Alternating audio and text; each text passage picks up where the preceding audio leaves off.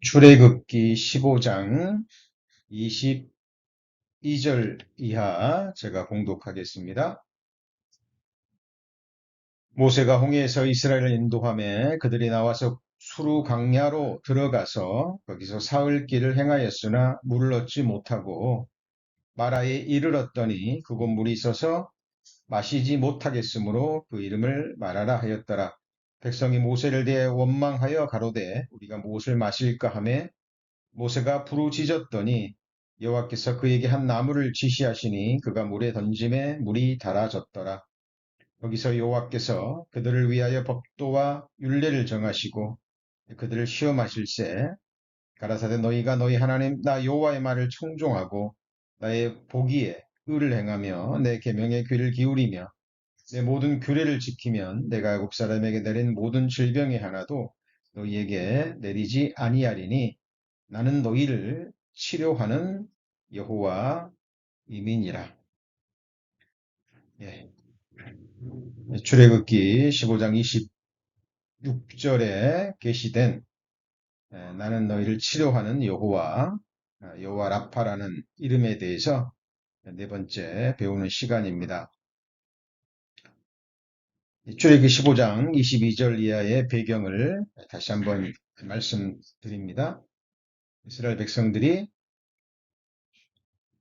홍해를 하나님의 능력으로 지나갔죠. 자기들 눈앞에서 홍해 바다가 갈라지고 그리고 자기들은 안전히 그 홍해 바다를 건너갔지만 또 바로와 바로의 군대가 수장되는 것을 그들을 눈으로 직접 보았죠. 그리고 자신을 구원해 주신 하나님을 찬양합니다. 그러나 그 찬양의 노래는 3일 만에 불평과 원망의 소리로 바뀌어 버렸죠. 자, 그 이유를 오늘의 본문은 얘기하고 있습니다. 사흘 동안 물을 얻지 못하자 그들은 목이 말랐겠죠. 근데 마라라는 곳에 이르러서 물이 보입니다. 그런데 그 물은 먹을 수 없는 쓴물이었어요. 이스라엘 백성들이 그때 원망합니다. 그렇죠? 우리가 어디서 물을 마실고 그때 하나님께서 모세를 통해서 한 나무를 지시하시죠. 그리고 그 나무를 쓴 물에 넣으니까 쓴 물이 단물이 되는 이적이 일어납니다. 그리고 주시는 하나님의 계시의 이름이 바로 여호와 라파라는 이름이죠. 그런데 여기서 하나님이 지시하신 나무는 무엇을 의미한다 그랬죠? 바로 예수 그리스도의 십자가의 나무를 상징합니다. 나무에 달린 자마다 저주에 있는 자라라는 그 말씀처럼 우리의 저주를 대신 담당하시고 죽어주신 예수님의 십자가의 그 은혜와 사랑을 우리에게 말씀하고 있습니다. 자, 우리의 신앙생활을 돌아보면 어떻습니까? 우리가 구원받을 때 너무나 감사하고 기뻤죠. 그 구원의 기쁨으로 우리는 신앙생활을 시작합니다. 그런데 어때요? 우리 경험으로 보면 구원의 기쁨이 어떻게 계속 이어지진 않죠? 오히려 어떤 때는 우리가 구원받기 전보다 우리의 삶에 여러 모양의 고난과 또 어려움과 또 역경이 주어집니다. 그때 어때요? 우리는 구원해 주신 그 은혜는 잊어버리고 순간 하나님께 원망과 불평을 했던 적이 있으시죠? 예. 자, 그때 우리의 삶, 우리의 쓰거운 신앙생활, 연단의 생활이죠.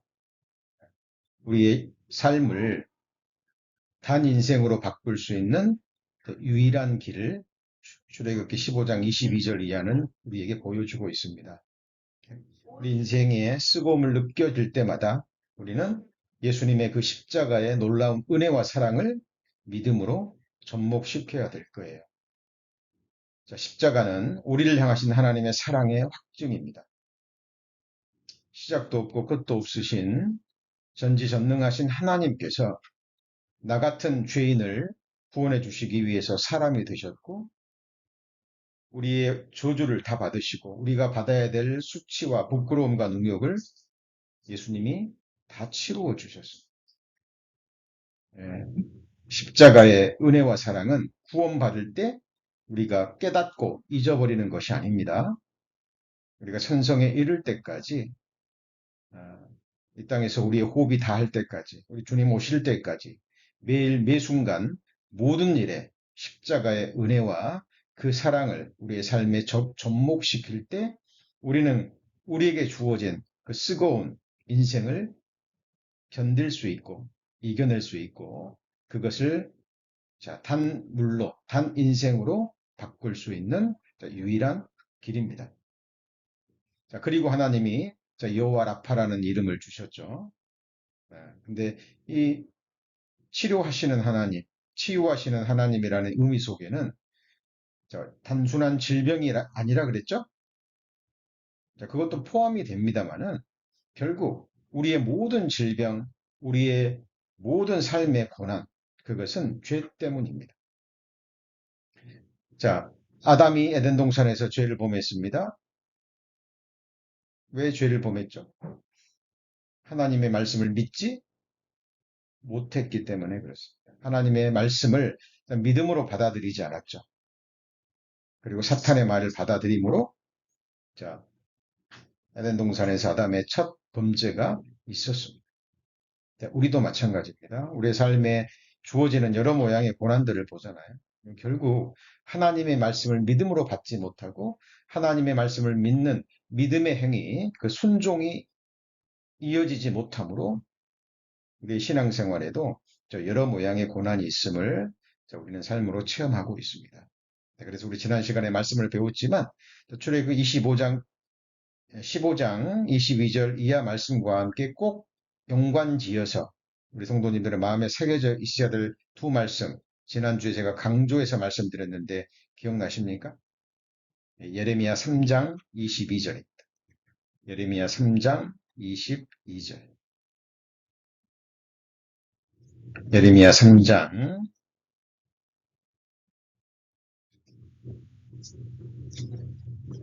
22절입니다.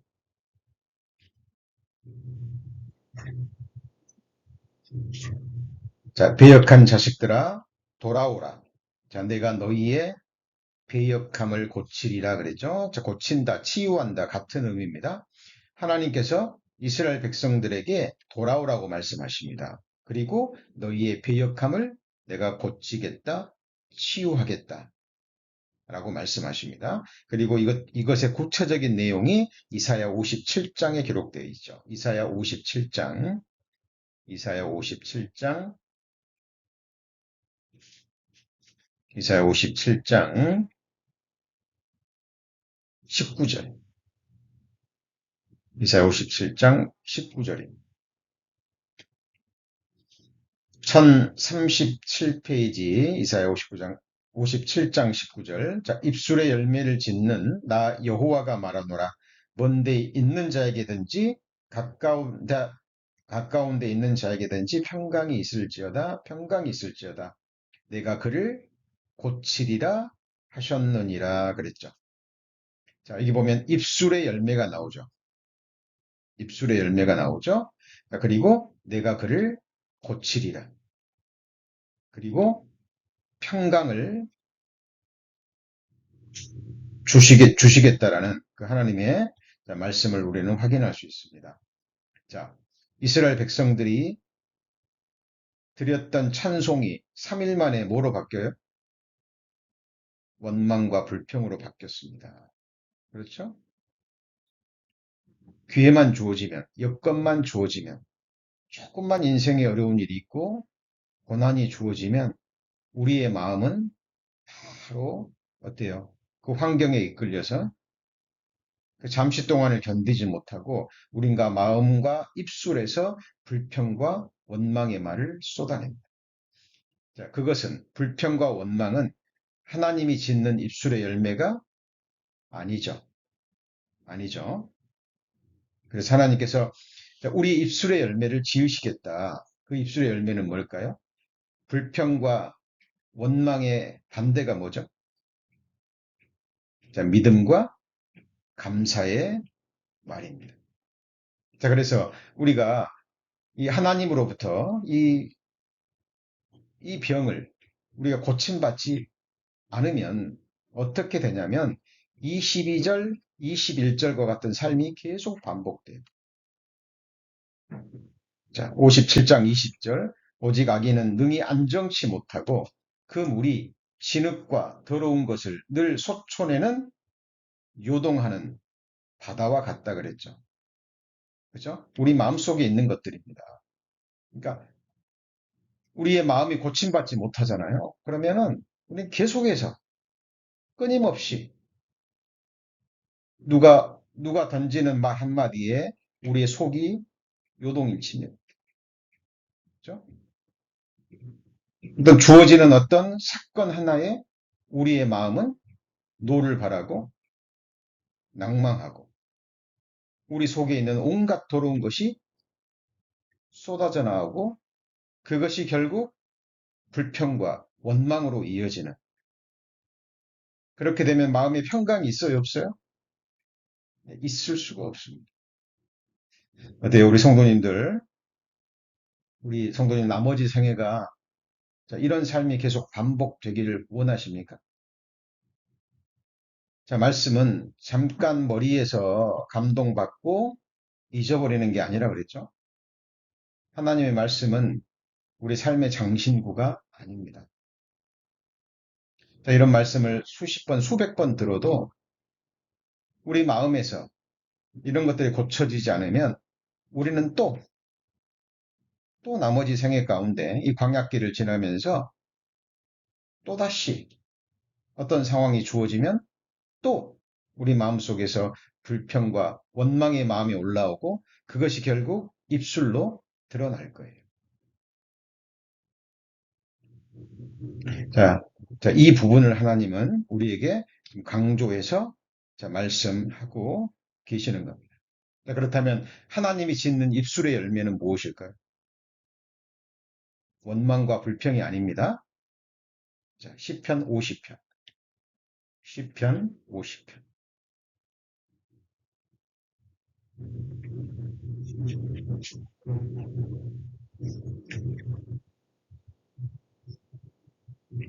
23절입니다. 시편 50편.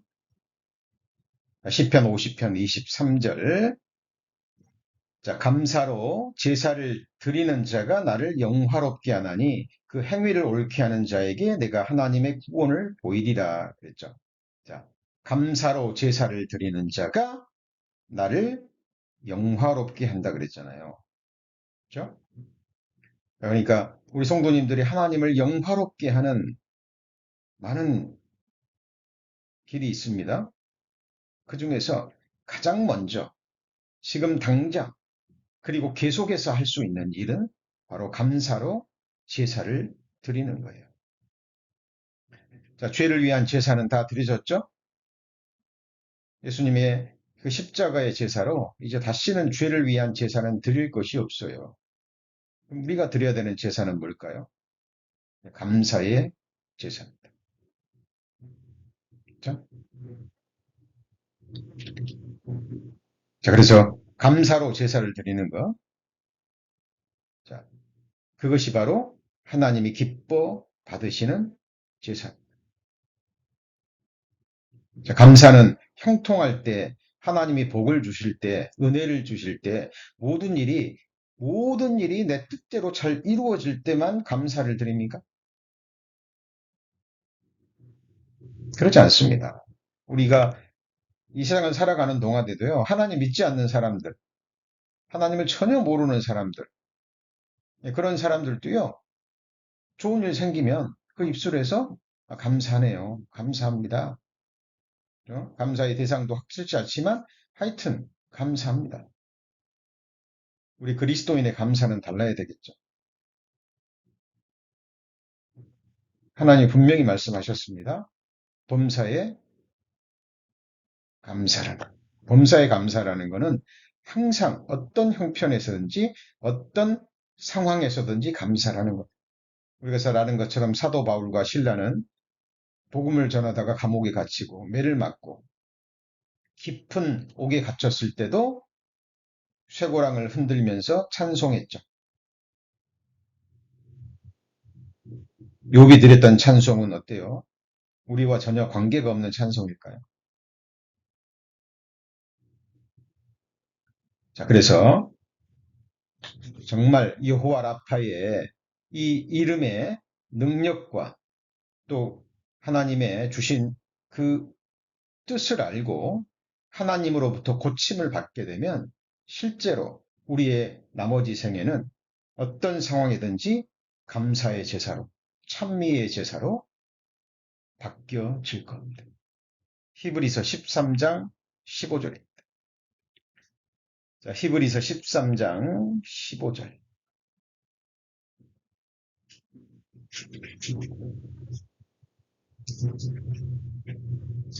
히브리서 13장 15절.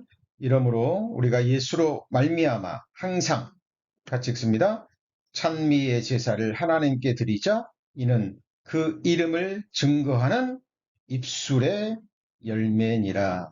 자, 여기 보면 이러므로 우리가 예수로 말미암아 그 다음 말씀이 뭐예요? 항상입니다. 항상. 그래서 우리 성도님들 성경 읽으실 때요. 그냥 빨리 읽지 마시고 천천히 한 말씀 한 말씀 깊이 묵상하시면서 말씀을 받아들이셔야 돼요. 우리가 예수로 말미암아 항상입니다. 항상. 항상 찬미의 제사를 하나님께 드리자. 이는 그 이름을 증거하는 입술의 열매가 되는 거예요. 자, 그것을 하나님이 기뻐하십니다. 그리고 우리가 또 드려야 되는 제사가 있죠. 자, 이사야 51장 17절입니다. 이사야 51장 17절.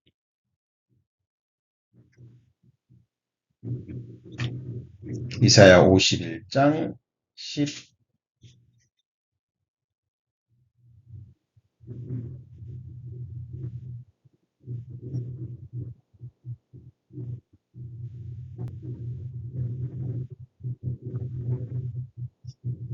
시편 51편이죠. 죄송합니다.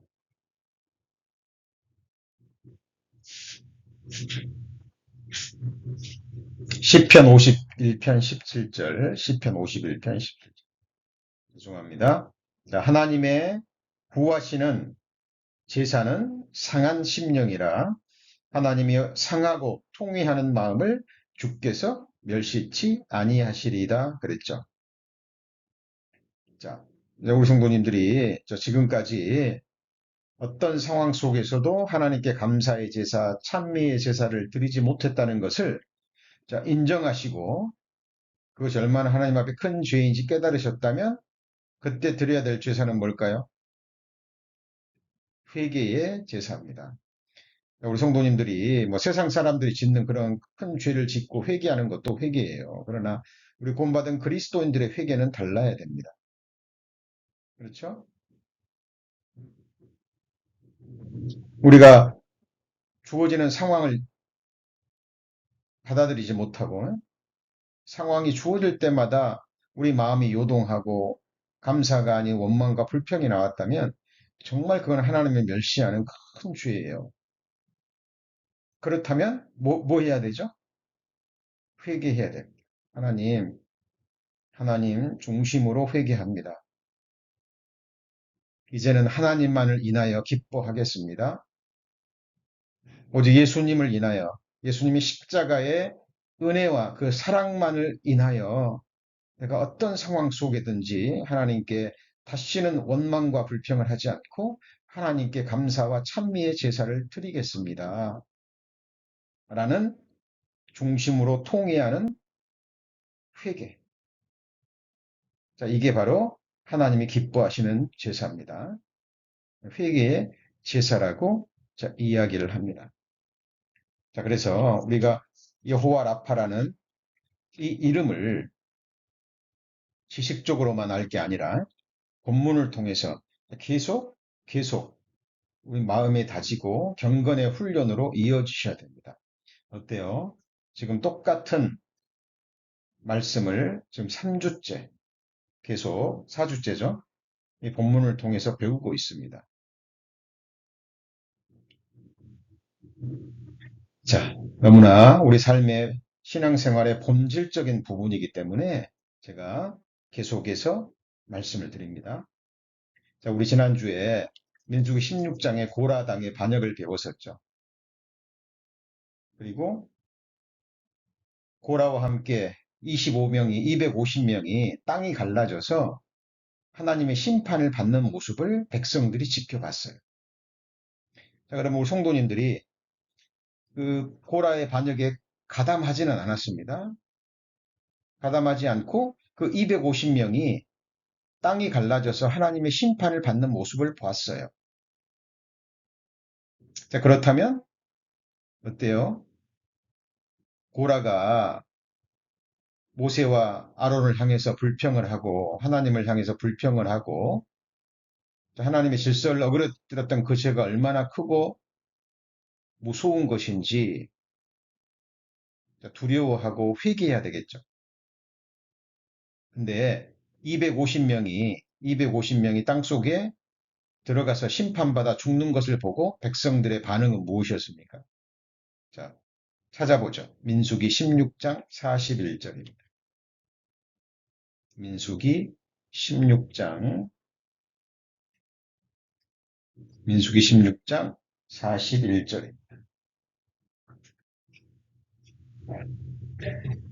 자, 민수기 16장 41절 이튿날 이스라엘 자손의 온 회중이 모세와 아론을 원망하여 가로되 너희가 여호와의 백성을 죽였도다 하고 참 예, 모세와 아론이요 그리고 하나님이 이 불평의 소리를 들었을 때 얼마나 마음이 아팠을까 마음이 얼마나 힘들었을까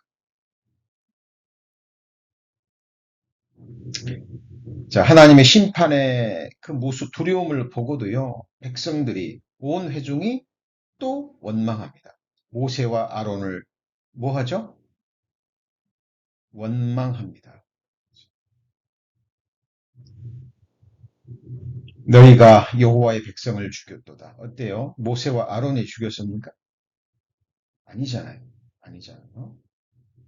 이 모습을 보시고 하나님이 진노하십니다. 진노하셔요. 45절에 너희는 이 회중에서 떠나라. 내가 순식간에 그들을 멸하려 하노라. 하심에 그 두 사람이 엎드리니라. 그러니까 하나님이 진노하십니다. 그리고 원망하는 이 사람들을 다 진멸하겠다고 하나님이 이제 노하십니다. 모세가 깜짝 놀래가지고요. 아론에게 이르되 너는 향로를 취하고 단에 불을 그것에 담고 향을 두어 가서 급히 회중회로 가서 그들을 위하여 속죄하라 라고 얘기해요. 자, 모세가 이렇게 빨리 엎드려서 속죄제사를 드리지 않았다면 정말 정말 많은 사람이 그죠? 더 많은 심판을 당했을 거예요. 그러나 이로 인해서 49절입니다. 16장 49절. 고라의 일로 죽은 자 외에 250명 죽은 자 외에 연병의 죽은 자가 몇 명이죠? 1만 4,700명입니다. 대단하죠? 그렇죠? 자, 계산해 보십시오. 250만 4,400명, 14만 4천 명은 1만 4,700명은 자, 거의 56배 정도 되나요? 같은 250명과 비교했을 때 너무나 큰 숫자가 죽임을 당합니다. 어때요? 성도님들 이 본문을 보면서 뭘 느끼십니까?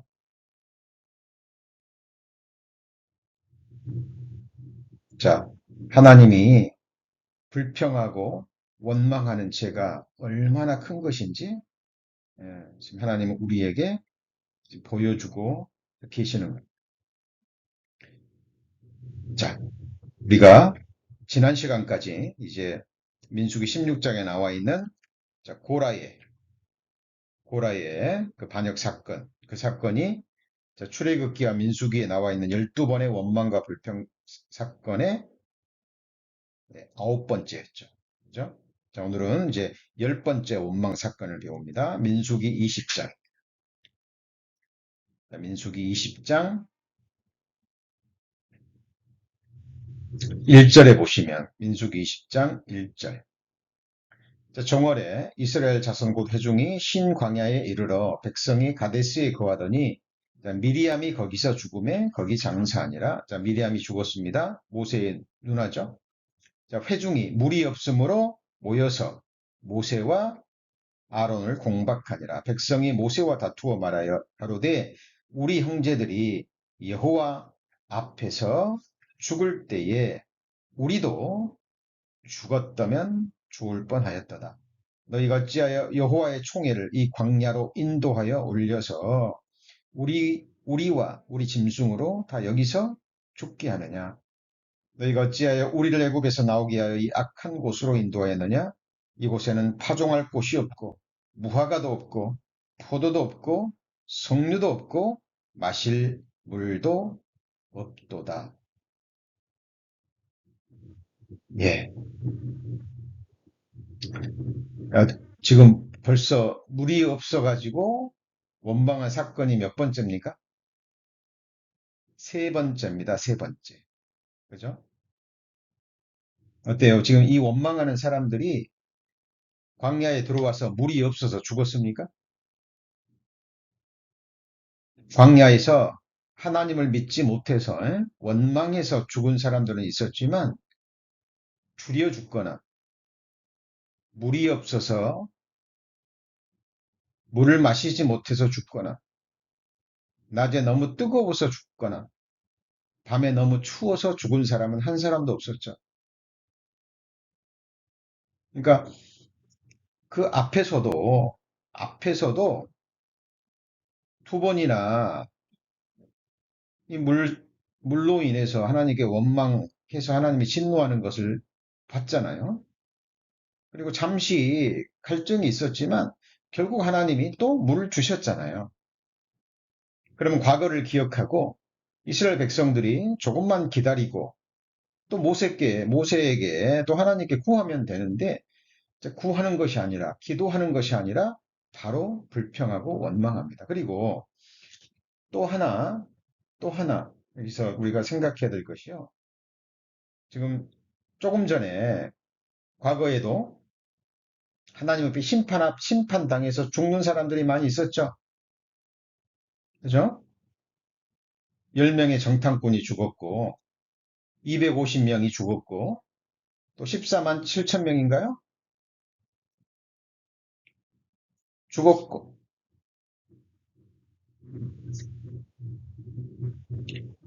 그것들을 잊지 않고 있는 거예요. 이 백성들이. 그러니까 왜 또 물이 없냐? 왜 여기서 또 죽게 하느냐? 백성들이 여호와 앞에 죽을 때 우리 형제들이 3절에 보시면 백성이 모세와 다투어 말하되 우리 형제들이 누구 앞에서 죽을 때요?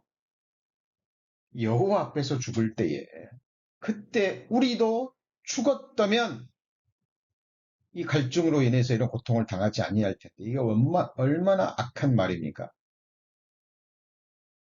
그러니까 하나님 앞에서 심판받아서 죽은 사람들을 그죠? 하나님이 죽였고 모세와 아론이 죽였더라.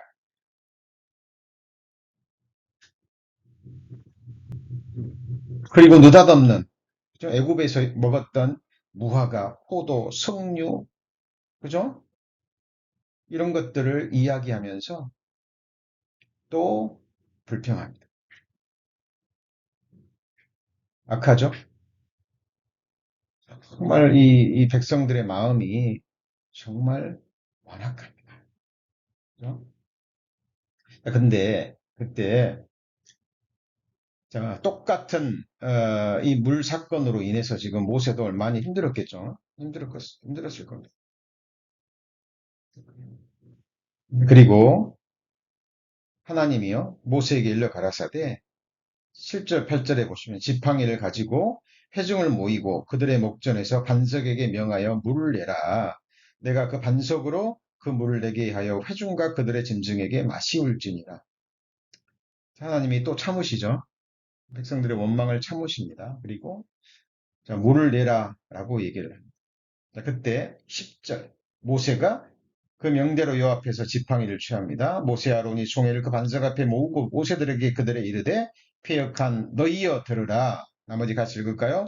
우리가 너희를 위하여 이 반석에서 물을 내랴 하고 자, 그 손을 들어 지팡이로 반석을 두 번 치매 물이 많이 솟아나오므로 회중과 그들의 짐승이 마시니라. 여호와께서 모세와 아론에게 이르시되 너희가 나를 믿지 아니하고 이스라엘 자손의 목전에서 나의 거룩함을 나타내지 못한 고로 너희는 이 총회를 내가 그들에게 준 땅으로 인도하여 드리지 못하리라 하시니라.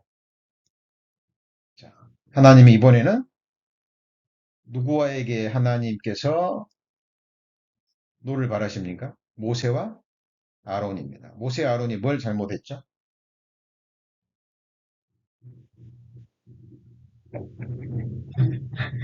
10절에 보면 들으라 후반부에 10절 후반부에 들으라 누가 너희를 위하여 이 반석에서 물을 내라 그랬는데 우리가 그랬죠. 그렇죠? 어때요? 모세와 아론이 물을 냅니까? 아니에요. 그러니까 비록 모세와 아론 같은 이 믿음의 사람들도요. 하나님이 세우신 이 지도자들도 자기들을 통해서 계속 능력이 드러났잖아요. 그죠?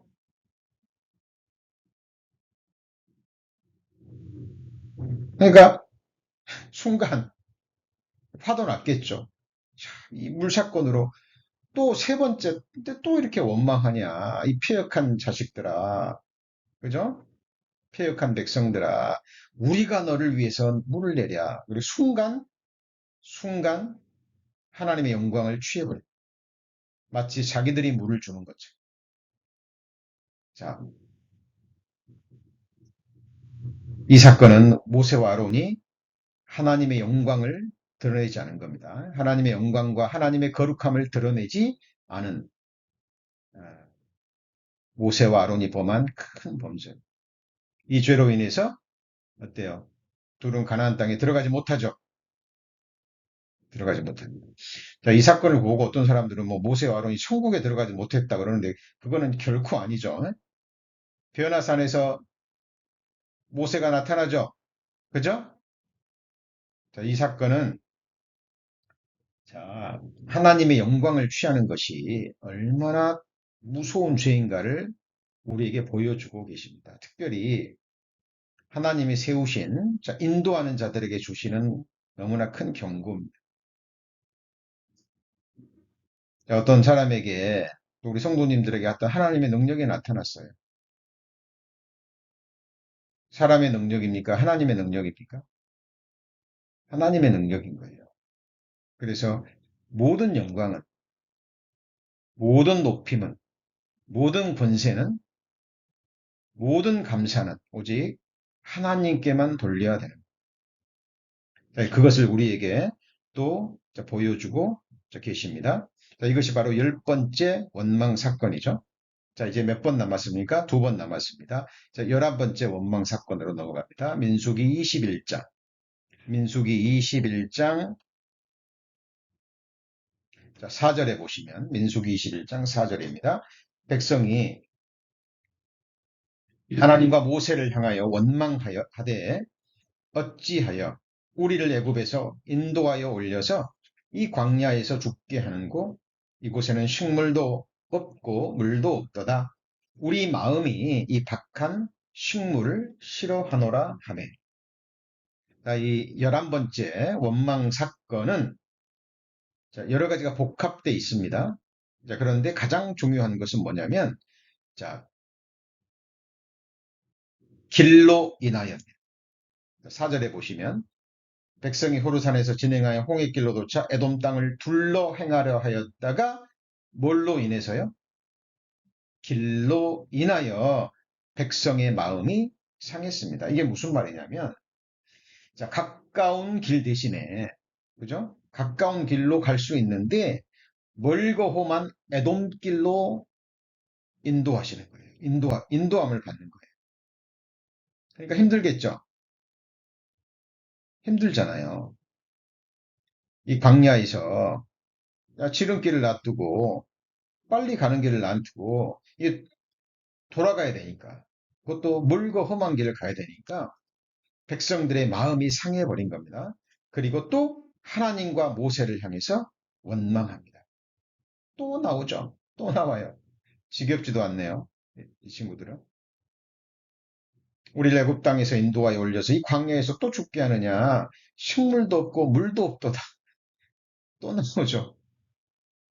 야, 우리 마음이 이 박한 식물을 싫어하느라. 그러니까 자, 그들을 살게 했던 하늘에서 비처럼 내리게 해서 주셨던 그 만나, 처음에는 그렇게 맛있게 먹었던 그 만나, 광야에서 그들의 생명을 유지시켰던 이 만나를 이제는 뭐라고 얘기해요? 박한 식물이라고 얘기합니다. 이제 싫다 그 말이에요. 그렇죠? 어때요? 하늘에서 내린 만나는 똑같았죠? 똑같습니다. 처음에 내렸던 거나 계속해서 똑같은 말씀입니다. 자, 우리가 늘 듣고 배우는 말씀도요. 여러 가지 모양의 또 여러 가지 사건의 그죠? 여러 가지 인물을 통해서 여러 가지 역사적 배경을 가지고 우리에게 말씀하고 있지만 그 본질적인 부분은 항상 동일합니다.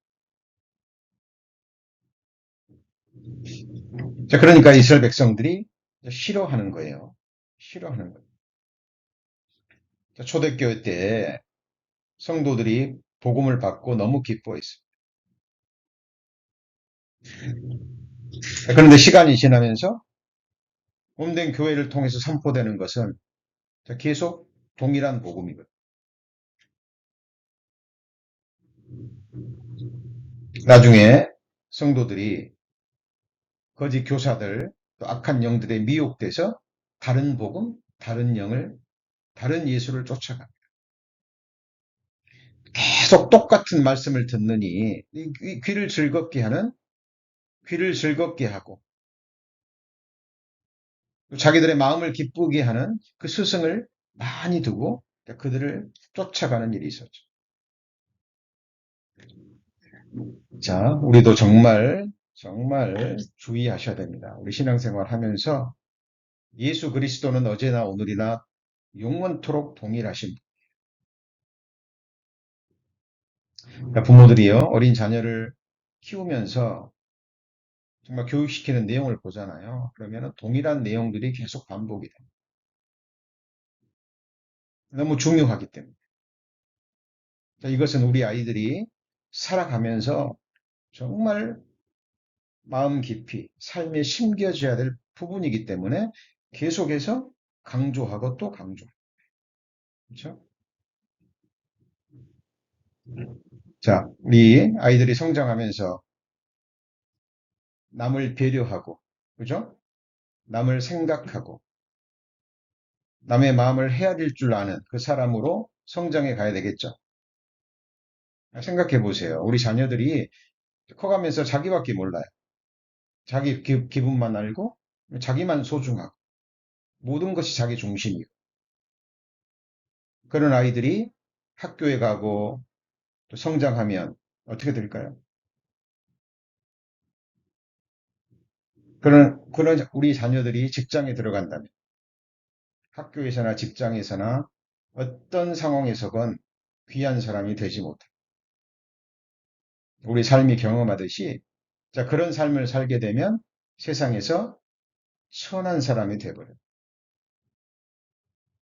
그러니까 성장해 가면서 정말 신실한 아이로, 응? 내가 소중하다면 남도 소중하고.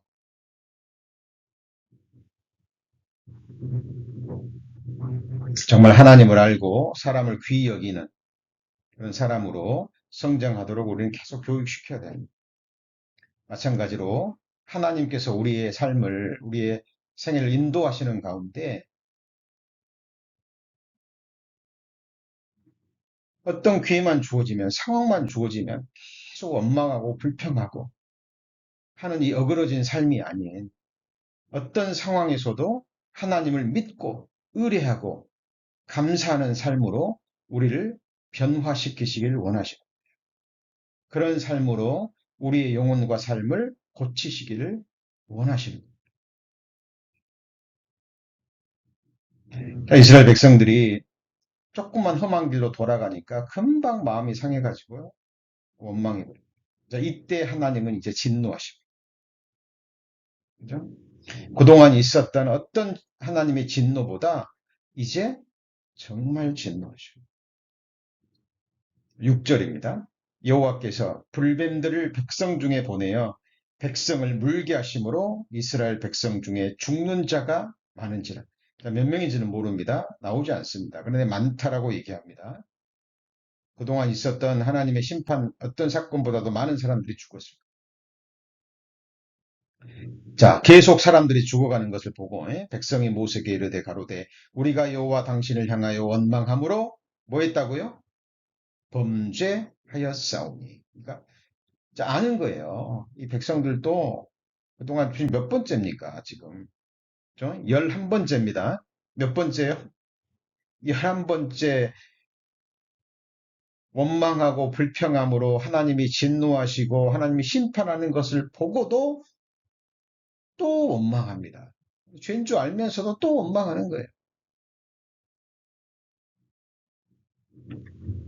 두려우니까 죽어가는 걸 보고서 이제 기도하여 뱀들을 떠나게 하소서 얘기합니다. 그때 하나님께서 해결책을 주시죠.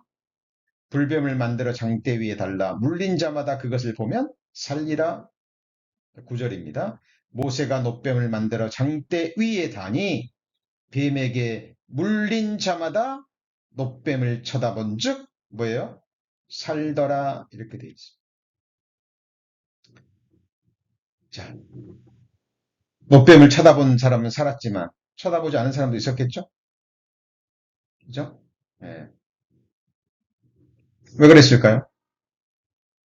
믿지 못하니까. 하나님의 말씀을 믿지 못하니까. 자기 생각을 가지고 인간적으로 이성적으로 생각했을 때 세상적인 지식으로 생각했을 때 아니 불뱀에 독이 있는 불뱀에 물려서 죽는데 놋뱀 쳐다보면 산다고? 이해가 안 되는 거죠. 이해가 안 되는 거예요. 자, 놋뱀의 능력이 있습니까? 말씀의 능력이 있습니까? 말씀의 능력입니다. 자, 말씀을 믿으면 말씀대로 순종하는 거예요. 그리고 말씀을 믿으면 원망이 아닌 감사가 나오는 거예요. 그러니까 왜 원망하고 감사하지 못할까요? 왜 우리가 범죄합니까? 믿지 못하기 때문에 그래요. 에덴 동산에서 첫 범죄가 뭐였습니까? 먹으면 정령 죽으리라 라는 하나님의 말씀을 아담과 하와가 믿었어요? 안 믿었어요? 안 믿었어요. 안 믿었습니다. 먹는 날에는 정령 죽으리라 그랬는데 그 말씀을 믿지 않았기 때문에 사탄의 말을 믿어버린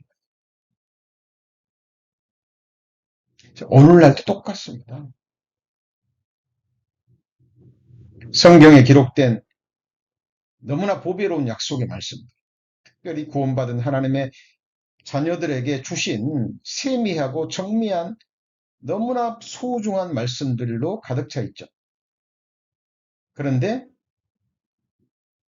그 말씀을 알고 믿고 받은 우리들의 삶 가운데 왜 또 불평과 원망이 나올까요?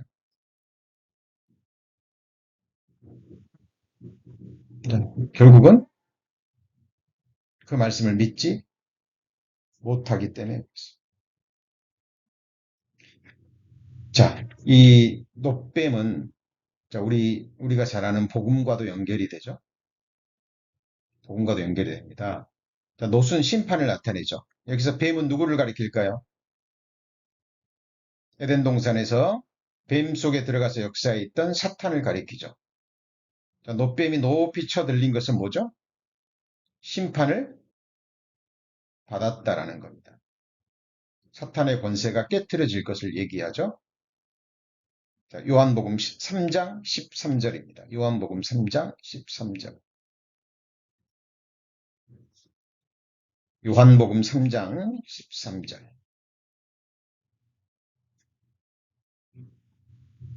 요한복음 3장 13절. 자, 이 불뱀 사건, 놋뱀 사건과 요한복음 3장은 반드시 연결시켜서 마음에 새기셔야 됩니다. 요한복음 3장 13절. 하늘에서 내려온 자, 곧 인자 외에는 하늘에 올라간 자가 없느니라. 모세가 광야에서 뱀을 든 것 같이 인자도 들려야 하리니 15절 같이 읽습니다. 이는 저를 믿는 자마다 영생을 얻게 하려 하심이라. 그리고 이어지는 말씀이 너무나 유명한 요한복음 3장 16절이죠. 많은 사람들이 요한복음 3장 16절은 아는데 14절부터 15절까지는 연결시키지 못하는 사람들도 너무 많습니다. 구약과 신약은 서로 연결되어 있죠. 모세가 광야에서 뱀을 든 것처럼 인자도 높이 들려야 합니다. 이는 저를 믿는 자마다 영생을 얻게 하려 하심이라. 모세의 놋뱀과 예수님의 십자가 사건을 연결시키고 있습니다. 자, 아담이 뱀에 물렸죠? 죽을 수밖에 없었어요. 하나님의 말씀을 믿지 못함으로 사탄의 말을 받아들임으로 사탄에게 물린 거예요. 그리고 죽어갈 수밖에 없는데 불뱀에 물린 사람들이 하나님의 말씀을 믿고 놋뱀을 쳐다볼 때 살았던 것처럼 우리도 믿음의 눈으로 우리를 위해서 저주를 받으신 우리의 모든 죄를 담당하시고 피 흘려 죽어주신 예수 그리스도의 십자가에 달린 모습을 볼 때 영생을 얻는 거예요. 그래서 요한복음 6장 40절 아시죠? 내 아버지의 뜻은 이것이니 아들을 보고 믿는 자마다 영생을 얻는 이것이라 라고 말씀하십니다. 자, 그래서 우리는 구약과 신약이 서로 연결돼 있고 항상 하나님의 말씀과 하나님의 말씀을 믿지 못하는 데서 그죠? 죄가 나오고 염려가 나오고 불신이 나오고 거기서 죄가 파생되는 것입니다. 그런데 우리가 잘 알고 있죠. 이스라엘 백성들이 또 얼마나 어리석은지. 자, 그들은 봤습니다. 놋뱀을 쳐다본 즉 불뱀에 물린 사람이 살아나는 것을 봤죠. 그리고 이스라엘 백성들이 어떻게 해버립니까? 히스기야 시대까지. 지금 이 사람들이 좀 광야에 있잖아요. 가나안 땅에 들어가기 전이죠. 근데 이때부터 히스기야 시대까지 이 놋뱀을 음란히 섬겨버립니다. 우상처럼.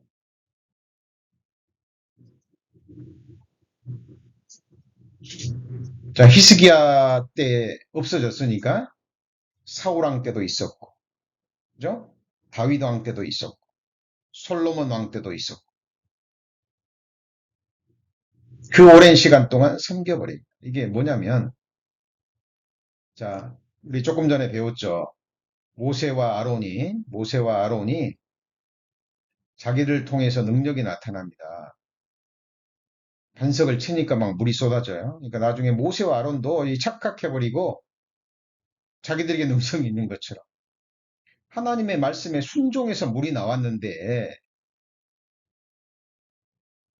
우리가 물을 내랴? 이렇게 돼버리는 거예요.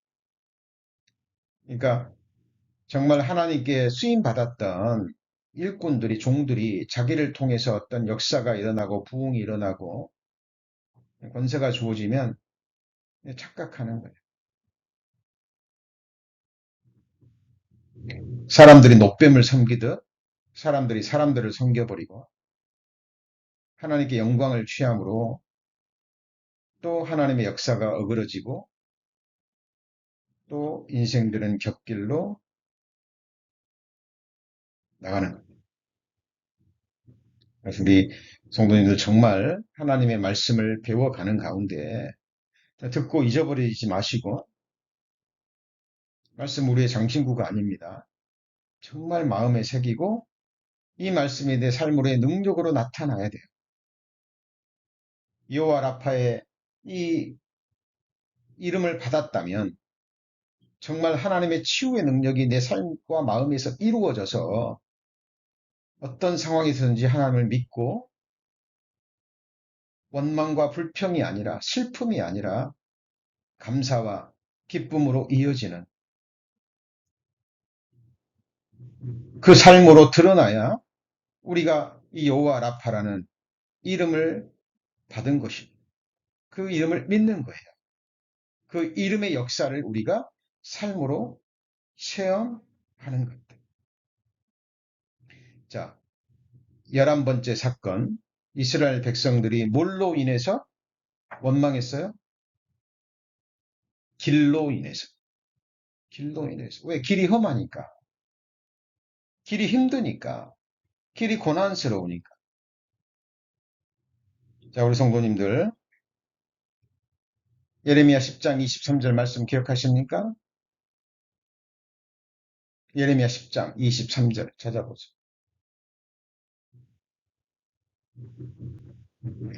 예레미야 10장 23절. 예레미야 10장 23절. 자, 여호와여 내가 알거니와 인생의 길이 자기에게 있지 아니하니 걸음을 지도함이 자, 걷는 자에게 있지 아니하니이다. 자, 이 말을 우리 성도님들의 삶에 인생의 길에 적용해 보시죠. 우리 성도님 나머지 인생길 누가 작정하십니까? 하나님이 작정하셔요. 자, 내가 작정해서 내가 계획해서 내 인생의 길을 걸어가는 것이 아니라니까요. 많은 인생들이 하나님을 우상단체처럼 생각합니다. 하나님 내가 원하는 인생길은 이런 길입니다. 하나님 나는 이 길을 걷고 싶어요. 하나님 이 길로 나를 인도해 주세요. 자, 그런 기도는 하나님을 우상단지로 여기는 기도. 하나님이 모든 사람의 길을 작정하십니다.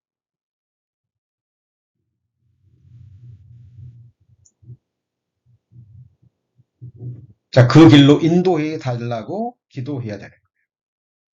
우리는 우리의 인생길을 알지 못합니다.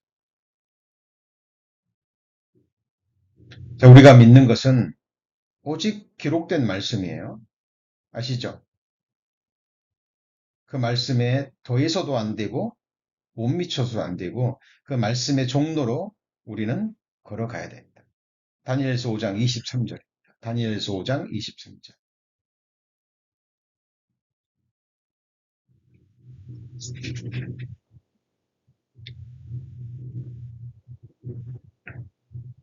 다니엘서 5장 23절 말씀. 자, 도리어 스스로 높여서 하늘의 주제를 거역하고 그 전 기명을 왕의 앞으로 가져다가 왕과 귀인들과 왕후들과 빈궁들이 다 그것으로 술을 마시고 왕이 보지도 듣지도 알지도 못하는 금은동 철과 목석으로 만든 신상들을 찬양하고 도리어 왕의 호흡을 주장하시고 왕의 모든 길을 작정하시는 하나님께는 영광을 돌리지 아니한지라. 자, 벨사살 왕이죠.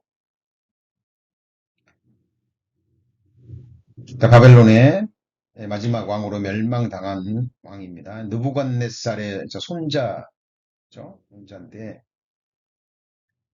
이 느부갓네살이 하나님 앞에 교만한 마음을 품음으로 7년 동안 짐승처럼 살아가는 것을 이 벨사살 왕은 봤어요. 그리고 하나님을 두려워하지 않습니다.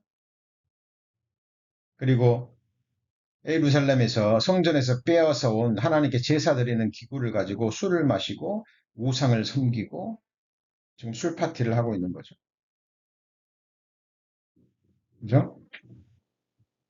이때 손가락이 나와서 벽에다가 글씨를 쓰죠. 저울에 달아보니 미치지 못했다는. 그래서 하나님의 심판이 임한다라는 거죠. 다니엘이 이것을 해석합니다.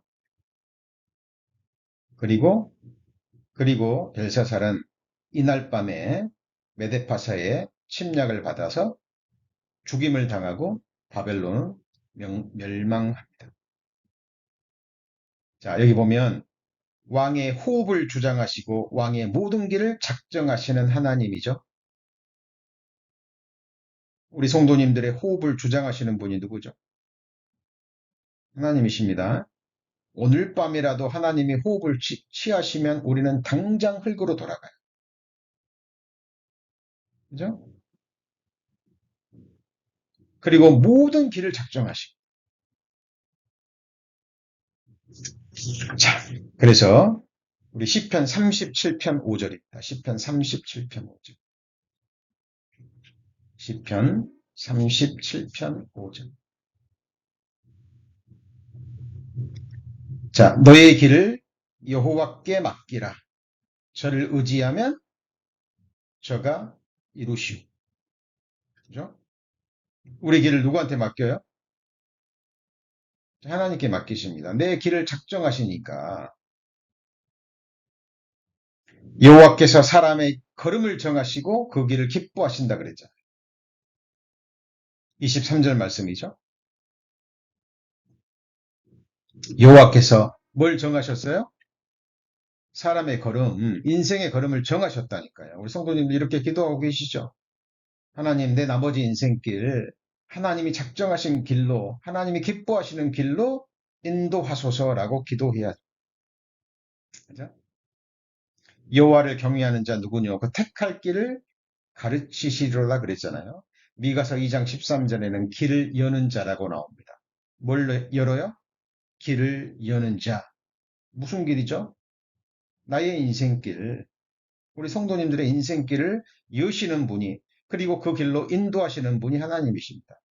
지금 우리 성도님들, 저와 우리 성도님들은 지금 어디를 향해서 가고 있습니까? 우리 인생의 방향, 최종 목적지, 파이널 데스티네이션이 어딘가요? 천성이죠. 천국이잖아요. 하늘 예루살렘이잖아요. 그 길을 아시고 그 길로 인도하시고 바로 그 길이 되시는 분이 요즘 누구세요? 예수 그리스도라니까요. 자, 그래서 우리 성도님들, 우리 오래전에 우리가 맡겨야 할 것 6가지 배웠는데 기억나십니까?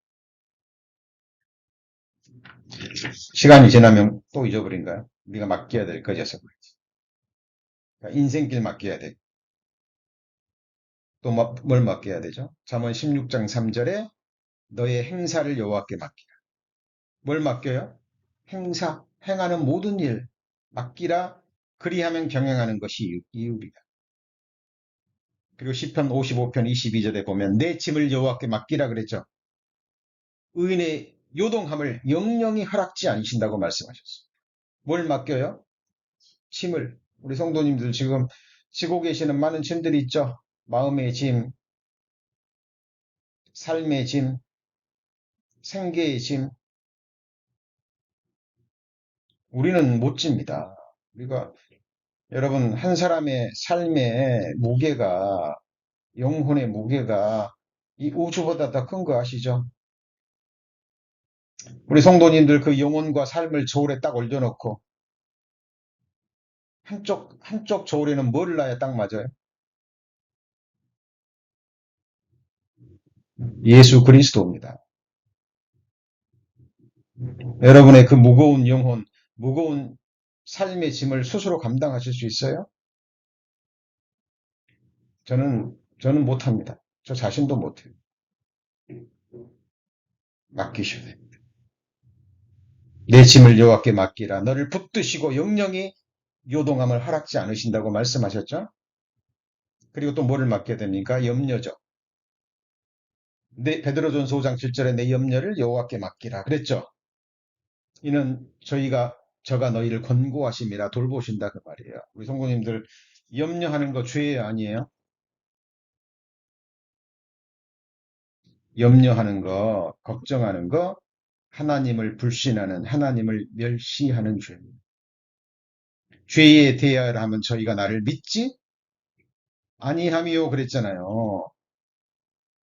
돈을 사랑치 말고 있는 바로 족한 줄로 알아. 그가 친히 말씀하시기를 내가 너희를 버리지 아니하고 떠나지 아니하리라 말씀하셨잖아요. 우리를 죽을 때까지 인도하시고 우리 머리가 흰머리가 되도록 하나님이 우리를 지으시고 낳으셨기 때문에 품에 품고 가신다 그랬잖아요. 그 나라에까지. 그 말씀이면 충분하지 않나요? 염려하지 마라. 그 말은 우리의 모든 염려를 알고 계시는 거예요. 그리고 우리는 그 염려해도 답이 없어요. 그런데 이 염려하지 말라, 염려를 내게 맡기라. 수백 번, 수천 번 듣고도 또 염려해요. 어떻게 해야 될까요?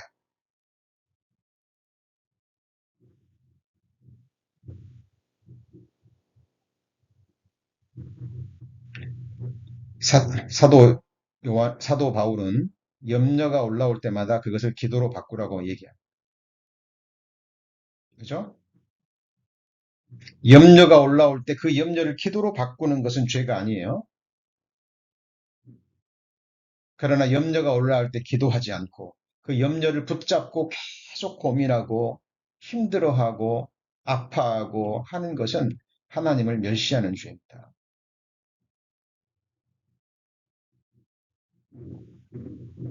우리가 순간순간 주어지는 어떤 생각들은요, 육신을 갖고 있는 건 어쩔 수 없어요. 그죠? 또 미운 마음이 순간 올라옵니다. 그러나 미워하는 죄는 살인죄라는 그 말씀으로 그 미움을 털어버리시고, 그죠? 그걸 사랑의 마음으로 성령의 능력으로 바꾸셔야 돼요. 순간 악한 영들이 염려를 주면 그 순간은 어쩔 수 없죠. 그러나 그 염려를 바로 믿음의 기도로 바꾸셔야 돼요. 이게 경건의 훈련이에요. 이게 없으면 계속 당하는 거예요. 계속 당하는 거예요. 그리고 원수 갚는 것. 하나님 바쁘신다 그랬죠? 그죠? 원수 갚는 것을 내게 맡기라. 진노하심에 맡기라. 원수는 내가 갚겠다. 그 일로 마음 쓰지 말아라 그 말이에요. 누가 여러분을 힘들게 하고 마음 상하게 하고 여러분에게 죄를 범하고 할지라도 우리는 그를 위해서 오히려 선을 행하고 위해서 기도하고 그들을 위해서 축복해 주라 말씀하셨잖아요. 그리고 마지막으로 영혼 맡기라 그랬죠. 그죠? 아버지여 내 영혼을 아버지 손에 부탁하나이다. 예수님의 기도였죠. 베드로전 4장 9절에 보면 선을 행하는 가운데 그 영혼을 믿부신 조물주께 부탁하라 그랬죠. 네? 그래서 우리 성도님들 주어진 인생길, 형통한 길이건 고난의 길이건 지금 주어진 우리 성도님들의 인생길이 어렵다 할지라도 그 길로 인해서 원망하거나 불평해서는 될까요, 안 될까요? 하나님이 내 육신의 찢기를 벗기기 위해서 내 삶의 각을 뜨기 위해서 내 마음 가죽을 벗기기 위해서 우리가 지금 걷고 있는 길은 반드시 필요한 길입니다. 자, 이스라엘 백성들이 11번째 원망이 뭐였어요? 길로 인하여. 그냥 이 가까운 길 놔두고 왜 돌아가야 되냐 그 말이에요. 왜 쉬운 길 놔두고 왜 어렵고 힘든 길을 또 가야 되냐 그 말이에요. 그래서 우리 성도님들 항상 우리의 삶의 모습을 돌아보시고 말씀으로 또 교훈받고 또 가르침 받기를 원합니다. 자, 이제 한 번 남았죠? 12번의 원망 사건 한 번 남았습니다. 이제 다음 시간에 그동안 배웠던 말씀을 총 정리하고 중요한 말씀을 다시 추려 정리하고 마지막 12번째와 함께 여호와 라파 이름을 정리하고 마치겠습니다. 기도하시겠습니다. 하나님 감사합니다. 저희들 여호와 라파 하나님이 계시해 주신 그 아름다운 성호를 배워가고 있습니다. 하나님 지식적으로 배우지 않기를 원합니다. 그 이름을 주신 계시해 주신 그 하나님의 마음을 그 선하신 뜻을 배우기를 원합니다. 우리 나머지 인생길 이제 다시는 어떤 여건과 환경과 사건으로 인해서 우리 마음이 요동치고 온갖 더러운 것을 쏟아내는 그 더러운 물처럼 우리의 마음이 그렇게 요동치지 않기를 원합니다. 오직 하나님만을 인하여 하나님이 주신 믿음과 소망을 인하여 어떤 상황 속에서든지 감사하고 또 하나님만을 인하여 기뻐하고 하나님만으로 만족하는 저희들의 나머지 생애가 되기를 갈망합니다. 주신 말씀 또 악한 영들이 앗아가도록 악한 영들은 계속 역사할 겁니다.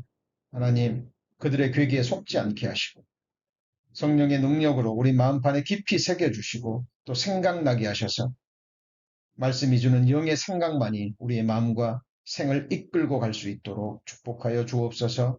우리 구주 예수 그리스도의 이름으로 기도합니다. 아멘.